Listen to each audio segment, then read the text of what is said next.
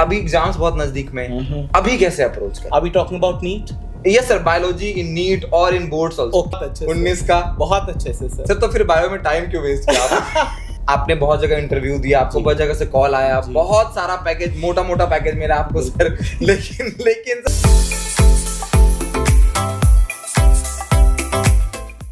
तो क्या हाल चाल बच्चा लोग, कैसे हैं आप लोग, कैसे पढ़ाई लिखाई? होपफुली सब अच्छा चल रहा होगा। हमारे साथ है आपके फेवरेट दानियाल सर और हमारे दिल टूटा शायर। इनके साथ हमारा आज पॉडकास्ट है और हम इसमें बायोलॉजी के एस्पेक्ट के बारे में बात करेंगे, नीट और जेईई के बारे में बात करेंगे और होपफुली आपको अच्छा लगेगा।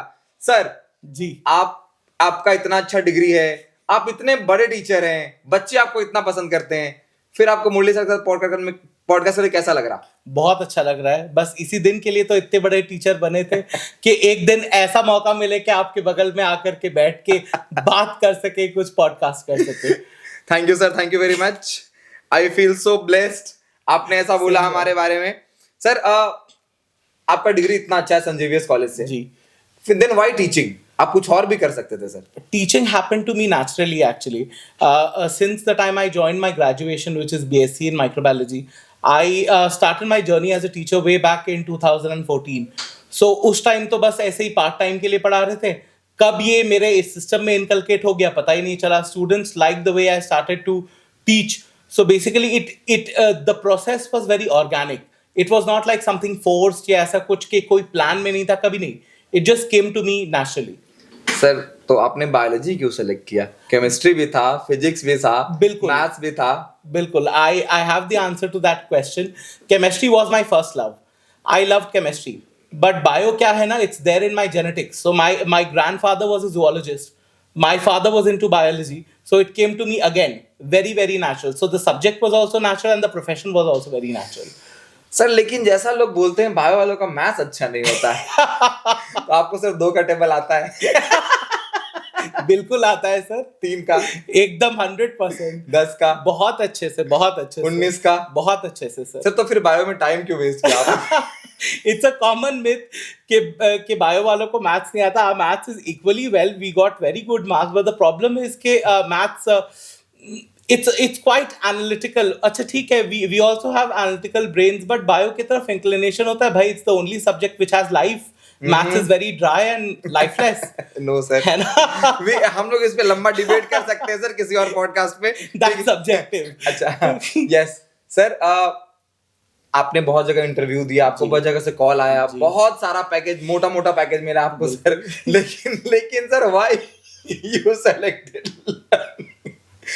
Selected learning?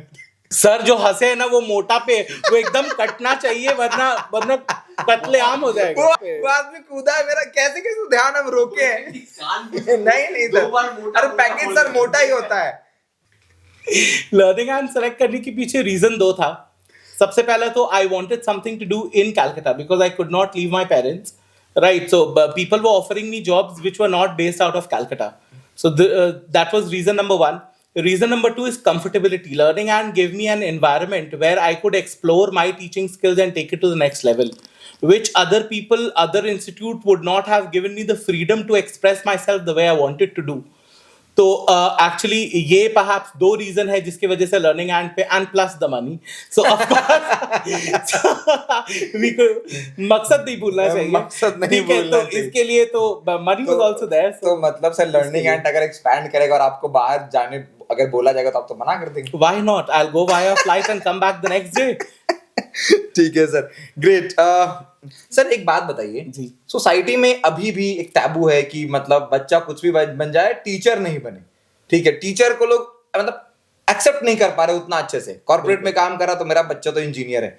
सर आप इसको कैसे फेस करते हैं and what is your stand on this? इसके पीछे रीजन ये है सर कि जो लोग ऐसे बोलते हैं they never had good teachers in their life. ठीक है, number 1, they did not have teachers like us because पहले के टीचर्स क्या थे ना, the dynamics between teacher and student were very different. That is why the teachers job was taken to be something which was a stigma. अभी क्या है ना, the dynamics of a teacher and student is very different. Teachers which are highly educated, people who are highly educated are ending up becoming teachers. So that is why the students are respecting them. पहले क्या था ना, the teachers were very boring. And मकसद. Right. And the teachers were very boring. Right. So it was said कि जिसको कुछ नहीं मिला वो टीचर बन गया, है ना. बट ऐसा है कि आजकल जिसको सब कुछ मिल रहा है वो फिर भी टीचर बन रहा है. You are an example. Yes sir, thank yourself. Yeah. So इसलिए. thank you very much. Sir आप बायो पढ़ाते हैं, ठीक है. तो अब जो बच्चे आपको देखेंगे सब, तो जो बच्चे अभी क्लास 8th 9th में हैं, उनको अगर बायो अपना अच्छा करना है, not only NEET, average bio subject अच्छा करना है, बायो में रिसर्च करना है, वो कैसे अपना पढ़ाई में अप्रोच करें? सबसे पहले तो ये फाउंडेशन. जी सर. बिल्कुल फाउंडेशन के बारे में ही बात कर रहे हैं. सबसे पहले तो ये थिंकिंग ही हटाना है कि बायोलॉजी में आपको सिर्फ रटना होता है. वो इसलिए करना होता है बिकॉज आपका फाउंडेशन इतना वीक होता है. You come to me in class 11 where your foundation is already not founding any more. Right. तो आप लोग क्लास 8 9 10 से आप लोग को सिखाया जाता है कि आंसर्स मार्क कर देंगे बुक से, आप वो रट लो, आप जाकर के एग्जाम में वॉमिट कर दो. तो टीचर्स भी वैसे ही होते हैं because they don't have conceptual knowledge. ऐसा नहीं होता है क्या? बिल्कुल ऐसा नहीं होता है. So bio is not mitochondria is the power house of the cell. Yes. Right. So bio is much more than that. If you have interesting teachers who can give you insights on that particular topic, automatically students will be interested. They would want to learn it out of curiosity. तो जब तक curious नहीं होता है ना बच्चा किसी subject के लिए, you as a teacher, the onus is on you. Sir जो बच्चे क्लास 11th में अभी जा रहे हैं, वो कैसे अप्रोच करें पढ़ाई के लिए? देखिए क्लास 11 का क्या है कि वक्त तो बीत गया, 8 9 10 का फाउंडेशन चला गया. तो अब है कि उनको जितना टाइम बचा हुआ है, प्रॉबेबली 2 साल, उनको बेस्ट पॉसिबल सैल्वेज करना है, बेस्ट पॉसिबल आउटकम के लिए. In my opinion they have to choose a mentor. सबसे पहला रूल होता है choose your mentor which is learning end. Yes, है ना. चूज करने के बाद rule number 2 is follow him blindly. अपना दिमाग तो बिल्कुल शट डाउन करना है, ठीक है. अगर आप किसी को ट्रस्ट कर रहे हो उसके ऊपर पूरा समर्पित, पूरी आपको कॉन्फिडेंस ये होना चाहिए. जैसे बोला जाए डे 1 से आप वैसे प्रिपेयर करते हैं, then success is yours. Sir अब मान लीजिए अभी का सिचुएशन है और किसी बच्चे का ना पूरा बर्बाद हो गया हुआ है या फिर अच्छा भी है, तो अभी एग्जाम्स बहुत नजदीक में हैं, अभी कैसे अप्रोच करें? Are we talking about NEET? Yes sir, biology in NEET or in boards also. Okay, in boards, in NEET, the very first thing is pull out all the trash knowledge. जितना भी extra knowledge है, a lot of teachers in a lot of reputed institutes, they have this tendency of dumping students with extra information. आप लोग को अपना limits पता होना चाहिए, which is the NCERT. आपका NCERT अगर पूरा clear है, वही एकमात्र उपाय है. That's your Bhagavad Gita right now. उसके अलावा आप कुछ भी मत देखिए अपने बोर्ड्स के लिए और probably NEET के लिए भी. इनफैक्ट अभी जो कुछ नहीं पढ़े हैं सिर्फ NCERT.